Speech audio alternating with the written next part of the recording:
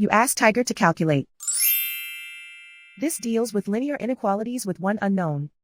The final result is x smaller than 56. Let's solve it step by step. Group all constants on the right side of the inequality. Add 8 to both sides.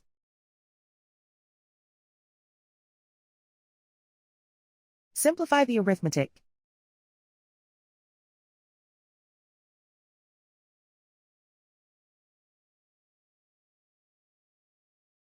Isolate the x. Divide both sides by -2. Whenever you multiply or divide by a negative, reverse the inequality sign.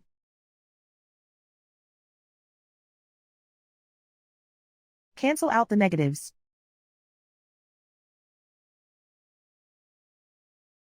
Simplify the fraction.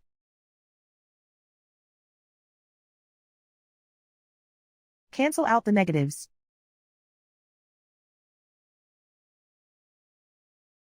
Find the greatest common factor of the numerator and denominator.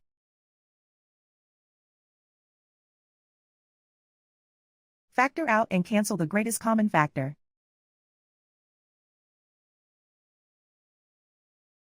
Plot the solution on a coordinate grid.